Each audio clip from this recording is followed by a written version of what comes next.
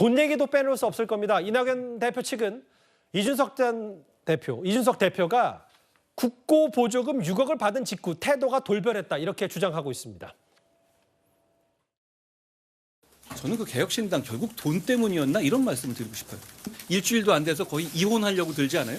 그래놓고 지금 정말 이렇게 이혼하듯이 갈라선다면 이건 정말 보조금 사기라고 말하더라도 저는 과한 말이 아니라고 생각합니다. 내부 사정에 대해서 제가 자기들끼리 궁중암투를 하는 것에 대해서 언급할 문제는 아니고 다만 세금이 들어갔잖아요. 6억 6천이 작은 돈입니까? 우리가 내는 세금이잖아요. 누가 얘기를 안 해도 당연히 다시 국고 환수가 돼야죠. 그건 완전히 일종의 이제 대국민 사기에 해당되는 건데 그건 절대 있어서는 안 될 일이죠. 김종민 의원 말고도 오늘 국민의힘 한동훈 비대위원장이 현장을 찾아서 개혁신당 보조금 관련 얘기를 하나 더 덧붙이기도 했습니다. 여성 안전도 그렇지만 어르신들 넘어지거나 그런 거 하면 이거를 적절하게 해서 이거 얼마 안 들어요. 저거 신당이 받아가 누가 붙여있면 이거 완전히 깔 수 있어요. 개혁신당이 받아간 정부 보조금, 국고 보조금 6억 받으면 시민들에게 쓸 수 있다는 한동훈 비대위원장 말까지. 이준석 대표 얘기는 이래요, 이현정 의원님. 네. 보조금 전액 다 반납할 거고 반납 안 되면 공적기구 전달하거나 공익적으로 쓰겠다. 이게 사실 6억 보조금 얘기 때문에 이혼하면 뭐 축의금 사기, 보조금 사기 아니냐라고 얘기하니까 이런 얘기를 했는데 안 받아주면 뭐 기부하겠다 이런 취지로도 들리네요. 그러니까 뭐 혼수가 들어왔는데 이제 뭐 이혼하겠다는 이런 얘기가 똑같은 것 같습니다. 근데 이게 이제 지금 참 묘해요. 이게 바로 이제 15일 날 지난주 수요일인가요? 15일 날 되면 이제 그날 기준으로 의원 수가 5명 이상이면 이제 6억 6천만 원이 들어오는 것이고요. 그 이하일 경우는 한 몇 천만 원밖에 안 들어옵니다. 그래서 무리하게 양정수 의원이 아마 14일 저녁으로 알고 있는데 갑자기 이제 입당을 한다 그러면서 이제 5명을 채웠지 않습니까? 근데 문제는 묘하게도 바로 이 돈이 들어오고 난 다음에 아까 신명님이 이야기했지만 이 사단이 이제 시작된 겁니다.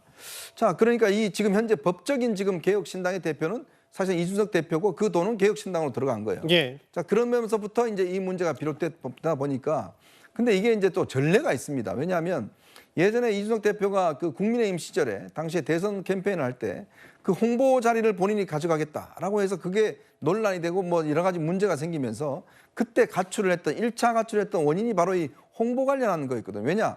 이 정당 캠페인을 할 때 홍보가 하는 게 예산이 거의 다 대부분 다 홍보 예산입니다. 미국에 보면 대부분 다 이제 광고료로 다 선거 자금이 나가거든요. 근데 묘하게 이번에도 마찬가지예요. 본인이 홍보와 정책을 맡겠다라고 하면서 돈 들어온 다음에 바로 이제 이 사태가 벌어진 거예요. 근데 문제는 우리나라 법에 한 번 들어온 돈은 반환할 방법이 없습니다. 법적으로 없어요. 의원들도 본인이 뭐 이 세비를 반납하겠다 그동안 많은 이야기 했지 않습니까? 반납한 사람 한 사람도 없습니다. 이게 왜냐하면 반납할 수 있는 규정이 없고 반납할 수 있는 계좌가 없습니다. 예. 자, 그러다 보니 한참 뒤에 사건이 흐지부지 된 다음에 그냥 찾아가고 이랬어요. 자, 근데 이제 이 문제가 되니까 이준석 대표가 지금 본인이 반납하려고 해도 선관위에서 반납할 계좌가 없습니다. 그러면 어떻게 하겠습니까? 이걸 결국 뭐 기부나 이런 걸 해야 되는데 글쎄요. 과연 국고보조금을 이런 방식으로 쓸 수 있을까요? 이거 방식으로 예를 들어 당에서 어디 기부한다? 이것도 제가 볼 때는 말이 안 되는 이야기예요. 왜냐? 이 국고보조금은 정당 활동을 보조하기 위해서 국가가 주는 겁니다. 예. 그런데 그거를 본인들이 아무렇게나 뭐 어디에 기부하고 이런 얘기를 할 수 있을까요? 저는 그것도 여러 가지 논란을 불러일으킬 것 같습니다. 차장 교수님 이번 주제 마무리하기 전에 정색하고 할 얘기는 아닌데 양산에 있는 문 전 대통령이 이준석 사당화, 이재명 사당화, 합의 깬 건 개혁신당 이 SNS 글에 좋아요 눌렀다가 뭐 단순 실수 일을 했는데 어떻게 받아들이세요? 그 단순 실수라고 하면서 반려묘가 그랬을 수도 있다는데 반려묘가 뭡니까? 이 지금 고양이가 그랬다는 소리잖아요. 제가 듣기로는 변명이나 핑계치고는 정말 좀 말이 안 된다는 생각이 드는데 제가 생각했을 때는 왜 우리 이런 표현 쓰잖아요. 치중진담이란 말. 술 취했을 때 진짜 속내를 털어놓고 이야기한다는데 제 생각에는 그 표현을 빌자고 한다면 수중진담이 아닐까 하는 생각이 들어요. 그러니까 손으로 뭐 이렇게 하다가 실수했다고 하지만 그 실수 속에 문재인 전 대통령의 속내가 담긴 것이 아닐까 하는 생각이 듭니다. 지금 이재명 사당화에 대한 그러니까 지금 좋아요라는 이야기 자체는 뭐 지금 지난번 평산마을에 이재명 대표가 방문했을 때 문재인 대통령이 뭐라 했습니까? 명문정당을 이야기하면서 상당히 단합을 이야기를 했었잖아요. 그런 부분들과는 정반대를 갖고 있는 부분에 대한 안타까움을 이야기하는 것 같고요. 그리고 또 지금 창당 합의 깬 이준석이라는 부분도 사실 이 문재인 전 대통령 입장에서 봤을 때는 거기 개혁신당의 이낙연 전 그러니까 총리를 비롯한 민주당의 일부가 지금 같이 당을 꾸리기로 했는데 그것이 깨진 부분에 대한 또 안타까움을 이야기한 것이 아닐까라는 생각이 듭니다. 당사자 나오셨으니까 신경미 의원께 질문 하나만 짧게 드리고 이번 주제 마무리할게요. 왜냐하면 일단 결별을 했어요. 11일 만에. 근데 여전히 오히려 더 많이 이준석 대표의 우군이 개혁신당에 많고 이원욱, 조응천, 금태섭 나머지 3개, 4개 세력들은 여전히 그 당에 있단 말이죠. 이렇게 나와서 새로운 미래가 아무리 이준석 대표가 약속을 깨고 다 기획된 탈당이라고 결별을 하더라도 앞으로 새로운 미래가 구축할 수 있는 자리력이 있는지 전 그 부분이 좀 궁금하거든요. 그건 별로 걱정이 되지 않는 게요.